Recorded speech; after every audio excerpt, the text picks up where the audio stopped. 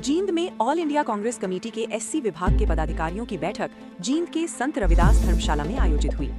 बैठक में एससी समाज से जुड़े विभिन्न मुद्दों पर विस्तार से चर्चा की गई तथा भाजपा सरकार की नीतियों की आलोचना की गई। बैठक को कांग्रेस सांसद दीपेंद्र हुड्डा ने बैठक को संबोधित किया। कांग्रेस सांसद दीपेंद्र सिंह हुड्डा ने पत्रकारों से बातचीत करते हुए कहा, भाजपा सरकार के चलते एससी समाज आज अपने आप को ठगा हुआ महसूस कर रहा है।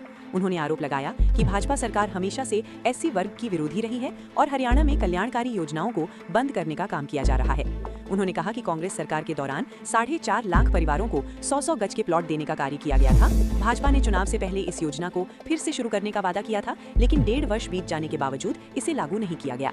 उन्होंने आरोप लगाया कि सरकार ने इस योजना को ठंडे बस्ते में डाल दिया है और इस तरह की योजनाओं को खत्म करना चाहती है। दीपेंद्र हुड्डा ने बताया कि इंदिरा आवास योजना के तहत करीब 3.5 लाख परिवारों को मकान दिए गए थे, जबकि वर्तमान सरकार ने केवल चुनिंदा लोगों को ही इसका लाभ दिया है।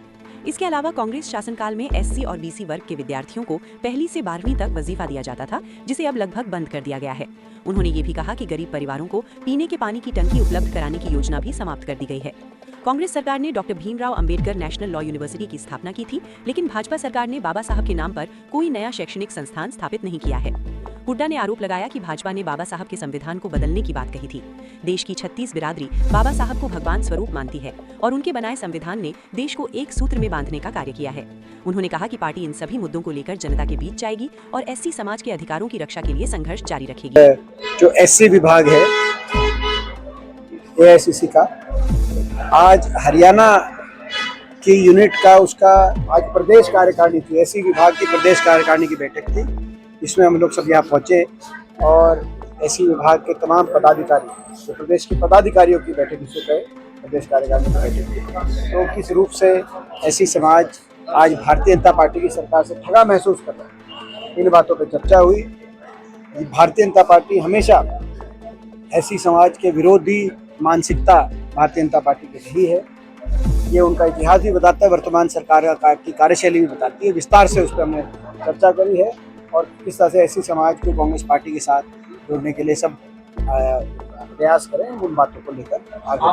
क्योंकि ये हरियाणा के अंदर आपने देखा, जो एससी समाज की जितनी भी योजनाएं चल रही थी, उन योजनाओं को समाप्त करने का काम इन्होंने किया है। हमारे समय 4 लाख परिवारों को 100-100 गज के प्लॉट मिले थे, उस योजना को बंद कर दिया। 10 साल चुनाव से जस्ट पहले नायब सिंह जी ने एक प्रोग्राम किया सोनीपत में कि हुड्डा सरकार की उस नीति को दोबारा शुरू करेंगे, लेकिन अब 1.5 साल हो गया, चुनाव के बाद फिर भूल गए, जैसे चुनाव समाप्त। मकान की स्कीम इंदिरा आवास योजना में 3.5 लाख परिवारों को मकान मिले हमारी सरकार के समय, कांग्रेस की सरकार के समय, लेकिन बीजेपी की सरकार के समय मात्र चंद लोगों को मकान मिले पूरे प्रदेश के अंदर, वो स्कीम भी लगभग समाप्त। आपने देखा जो वजीफा मिलता था एससी समाज से आने वाले परिवारों के सभी बच्चों को 1 से 12वीं क्लास तक का जो वजीफा स्कूलों में मिलता था, उन वजीफों को, और एससी समाज और बीसीए समाज से आने वाले परिवारों के से आने वाले छात्रों को वजीफा मिलता था, वो वजीफे की स्कीम लगभग समाप्त कर दी गई।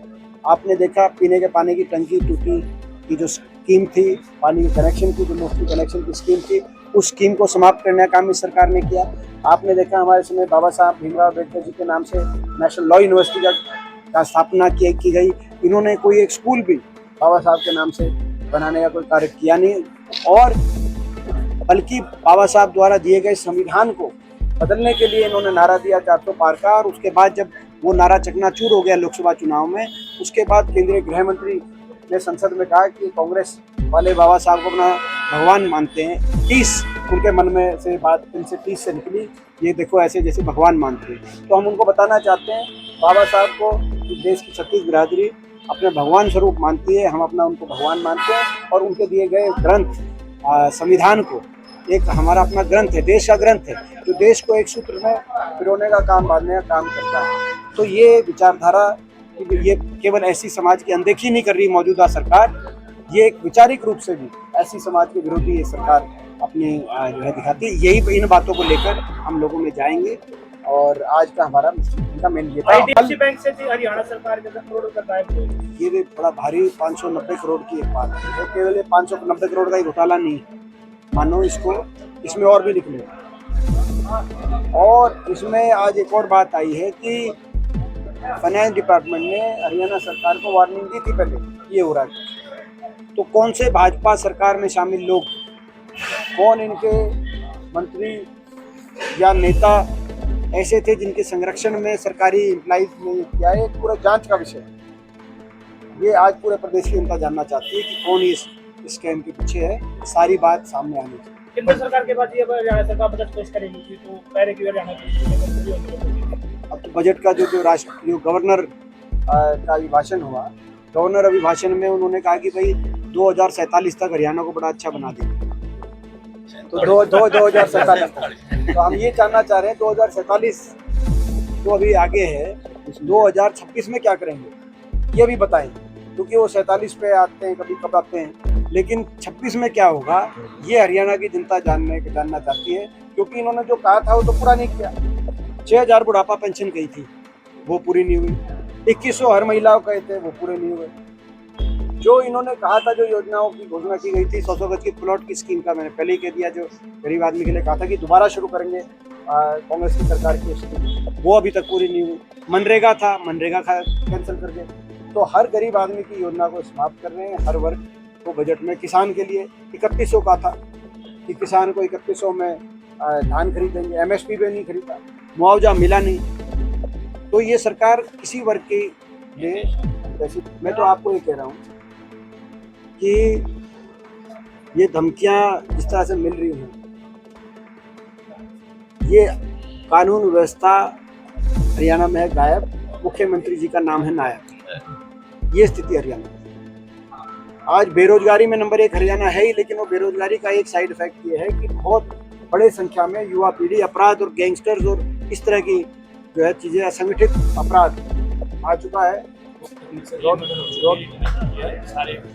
रोहतक की अपना लिस्ट दिखा रहे हैं, हर जगह आगे वो दिन दिहाड़े किस तरह गोलियां चल रही है पूरे प्रदेश में, मुझे बताने की जरूरत नहीं। आज अपराध से फिरौती राज है ये, जंगल राज है ये, और अपराध की जो सिचुएशन बन रही है उससे हर नागरिक आज हरियाणा का दुखी है।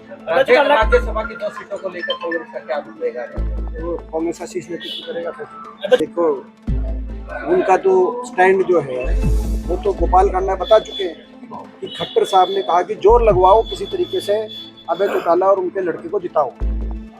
इसीलिए सिरसा फतेहाबाद की 8 सीटों में से 6 सीटों पे कांग्रेस जीती, क्योंकि सिरसा वालों को समझ में आ गया, एलनाबाद वालों को समझ में आ गया कि ये खट्टर साहब इनके लिए क्यों जोर लगवा रहे। तो उनका तो ये स्टैंड है। और आगे कितना ही खट्टर साहब जोर लगवाए इनके लिए, और ये कितना ही धमकाएं लोगों को, कैसी भाषा बोले, लोग इनको दोबारा। देखिए, जैसे मैंने कहा, ये जो है आप दोनों ऐसे आदमियों का पूछ रहे हो जिन आदमियों को प्रदेश की जनता सीरियसली नहीं लेती।